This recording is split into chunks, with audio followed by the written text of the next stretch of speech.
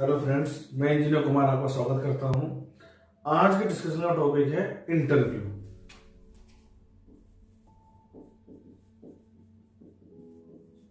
आज हम सीखेंगे इंटरव्यू को बेहतर तरीके से कैसे दें डिटेल में। ज्यादातर कैंडिडेट की क्वेरी ये होती है कि हम एचआर डिपार्टमेंट हम लोगों में क्या क्वालिटी देखना पसंद करता है। उसके लिए सबसे हम पहले सीखेंगे क्या क्वालिटी नहीं देखता है। पहला, नॉलेज। एचआर में नॉलेज नहीं चेक करता क्योंकि उसको पता है एक कॉलेज में पढ़ने वाले स्टूडेंट की ऑल इंडिया रैंक आसपास ही होती है, उन्हें बहुत ज्यादा डिफरेंस नहीं होता, तो उनका आईक्यू लेवल सेम होता है कॉलेज पढ़ने वाले लोगों का। अब इस चीज को इस तरीके से समझें कि अगर किसी कैंडिडेट के 50% कुछ नंबर है, ठीक है, 70% है, क्या इससे 5 टाइम्स इंटेलिजेंट है, 8 टाइम्स इंटेलिजेंट है? ऐसा कुछ नहीं है। इन दोनों कैंडिडेट में कुछ खास डिफरेंस नहीं है। अभी क्या समझ लीजिए। और वो देखना क्या चाहता है क्वालिटी एचआर कैंडिडेट्स में, जो एम्प्लॉय के लिए सबसे ज्यादा चाहिए, वो देखता है एटीट्यूड। वो भी पॉजिटिव होना चाहिए। पॉजिटिव एटीट्यूड में कुछ इनबिल्ट क्वालिटीज होती हैं। 2 क्वालिटी जो कंपनी को चाहिए अपने एम्प्लॉयज में। पहली चीज है क्रिएटिविटी, दूसरा है लर्निंग एटीट्यूड।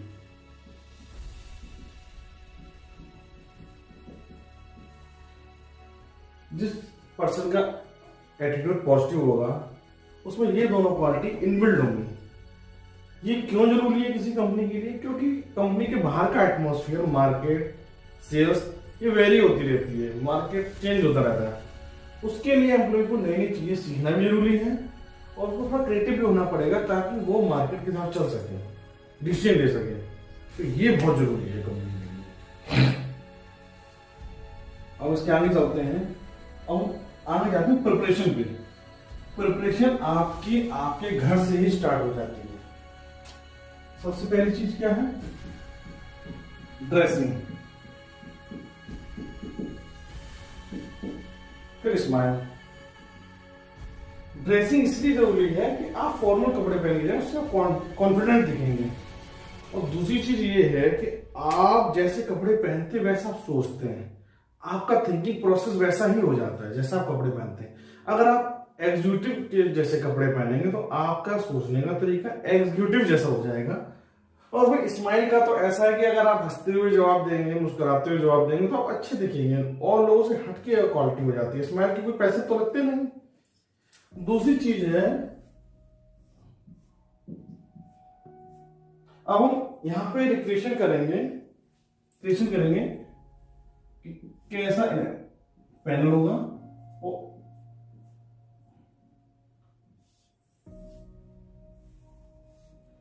यहां पे एचआर के पैनल के लोग बैठेंगे।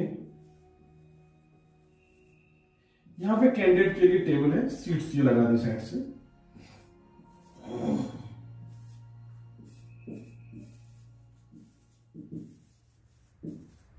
ये आपका गेट है, यहां से कैंडिडेट एंट्री करेंगे।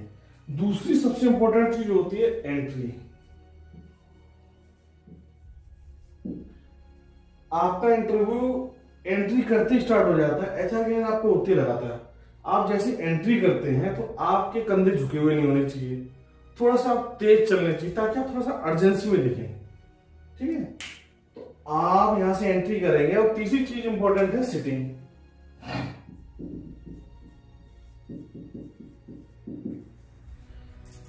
आपने तेजी से एंट्री की, सीधे खड़े होकर एंट्री कीजिए, सामने देखिए, कॉन्फिडेंट लगने चाहिए। यहां से आपने एंट्री की, आप कोशिश कीजिए इन सीटों पर बैठने की जो कि एचआर के नजदीक है, जिस तरीके से कि ये लोग आप पे ज्यादा ध्यान दे पाए, ज्यादा फोकस कर पाए। मोस्टली इनका फोकस नहीं होता ज्यादा।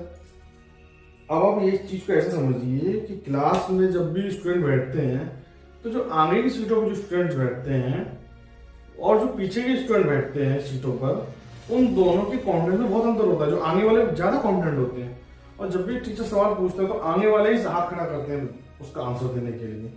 इस चीज उस तरीके से देखिए चीज को। तो अब हम इसमें आगे चलते हैं। अब इसमें चौथा टॉपिक है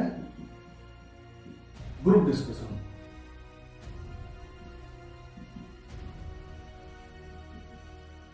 ये दो पार्ट में होता है, स्पीकिंग, दूसरा होता है लिसनिंग। ये साइकिल में चलता है, स्पीकिंग और लिसनिंग साइकिल में चलता है। जब आप बोल रहे होते हो तो कहीं ना कहीं आप खाली हो रहे होते हो, लगातार आप बोल रहे हो तो खाली हो रहे हो, और जब आप सुन रहे होते हो तो आप फील हो रहे होते हो। हमारा दिमाग कैसे काम करता है, सुनता है, इंफॉर्मेशन जाती है, डाटा जाता है ब्रेन में, ब्रेन उसको प्रोसेस करता है, फिर कुछ इंफॉर्मेशन, वैल्यूएबल इंफॉर्मेशन निकालता है, उसको आप डिलीवर कर देते बोल के। इसमें ऐसा होता है, अगर आप केवल बोलते रहे तब भी ये नहीं चलेगा, केवल सुनते रहे तब नहीं चलेगा। इसको मीटिंग समझिए, कोई बिजनेस की मीटिंग चल रही है, वहां पर लगातार बोलते हैं तो आधा घंटा बोलेंगे, 1 घंटा बोले, 2 घंटा बोलेंगे, उसके बाद आपके बोलने के लिए कुछ नहीं रहेगा, आपके सारे शब्द, सारे विचार खत्म हो जाएंगे, नए विचार आपको आएंगे कैसे, आप सुन ही नहीं रहे। तो अब उस मीटिंग में आप और लोग जो बोल रहे हैं उनको भी सुनिए, इंफॉर्मेशन निकालिए, कोई वैल्यूएबल इंफॉर्मेशन दीजिए, फिर उनको डाटा प्रोसेस करके। तो आप सुनेंगे तो इंफॉर्मेशन आपके पास आएगी, फिर आप बोलेंगे, तो ये लगातार प्रोसेस चलता रहेगा, आप उस वैल्यूएबल रिजल्ट निकलेगा उस मीटिंग का। तो इस चीज को इस तरह देखिए। और ब्रेन इस तरीके से काम करता है कि अगर आप बोल रहे लगातार तो आप लगातार खाली हो रहे हैं, लगातार खाली होते जा रहे हैं। आप आधा घंटा बोलेंगे, 1 घंटा बोलेंगे, 2 घंटा बोलेंगे, बोलते रहिए, खाली हो जाएंगे, कुछ बोलने के लिए नहीं रहेगा आपके पास। इस चीज को इस तरीके से समझिए कि 2 कैंडिडेट हैं, मिस्टर एक्स, मिस्टर वाई। ये क्या काम करता है, जब भी ग्रुप डिस्कशन होता है बोलता है, बोलने की कोशिश करता है, अच्छा बोले खराब बोले बोलेगा। तो ये किस कॉन्सेप्ट का काम कर रहा है, बेटर देन बिफोर।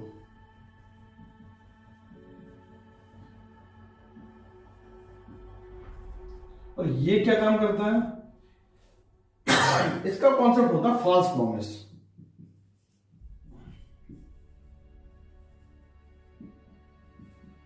ये क्या काम करता है, इस इंटरव्यू में ठीक है नहीं बोलूंगा, अगले में पक्का बोलूंगा मैं।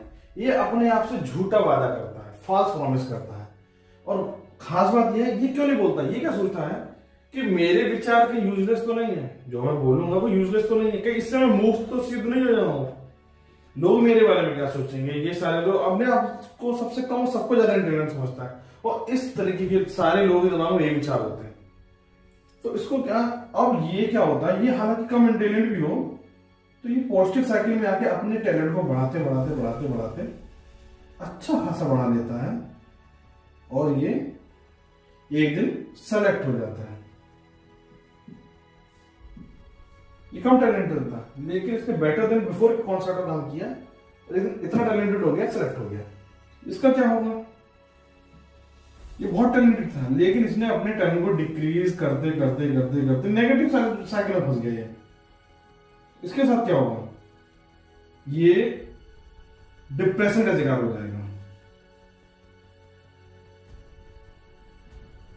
ये डिप्रेशन से काम हो जाएगा।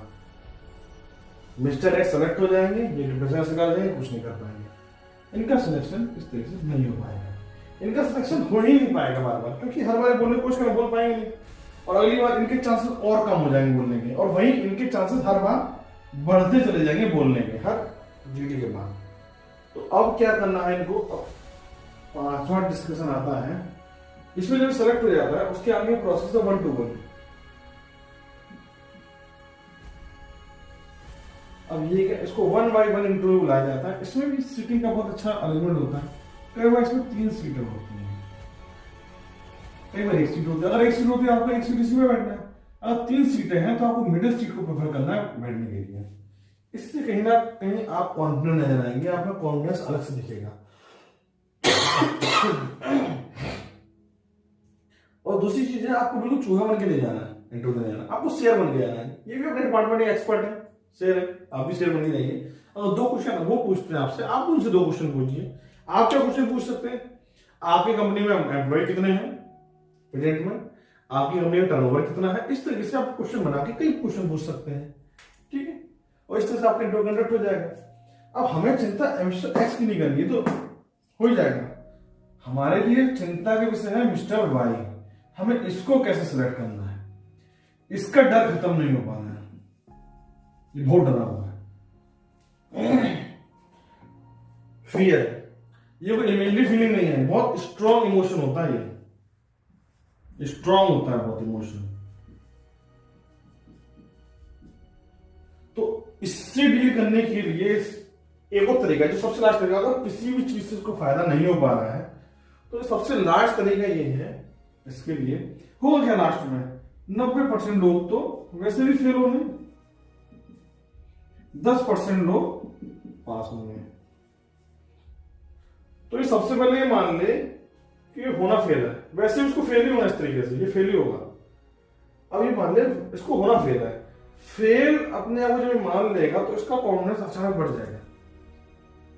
अब इसको डर लगना बंद हो जाएगा, क्योंकि रिजल्ट जो आने वाला था, जिस रिजल्ट से डर रहा था, इसने उस रिजल्ट को एक्सेप्ट कर लिया। तो अब उसके एक्सेप्ट करने से क्या होगा, इसका डर खत्म हो जाएगा। अब ये निडर एंट्री करेगा, निडर होके कन्वर्सेशन करेगा, अपने विचार रखेगा, ऐसे डर नहीं लगेगा। सबसे बड़ा फैक्टर तो फियर होता है, इसको कैसे डील करें। फियर फैक्टर से अच्छे डील नहीं कर पाते, इसको डील करने का तरीका ये, इसने पहले मान लिया कि ये फेल है, इससे इसका डर खत्म हो जाएगा। फिर ये अपना 100% एफर्ट दे, 100% से 1% कम नहीं, अपना 100% एफर्ट दे, उसके बाद ये सेलेक्ट होने के चांसेस के बढ़ जाएंगे। वैसे ये डरा हुआ था, कुछ बोल नहीं पा रहा था, अब जब ये मान लेगा कि ये फेल हो सकता है, फेल हो जाएगा, तो इसका डर खत्म हो जाएगा, रिजल्ट एक्सेप्ट कर लिया। अब ये इस 100% एफर्ट देगा और ये पास हो जाएगा। इस फॉर्मूले सबसे ज्यादा इंपॉर्टेंट चीज है, अगर आप अपने आप को फेल मान रहे हैं तो आपको एफर्ट भी 100% देना है, 100% एफर्ट देना, तभी आप पास हो पाएंगे।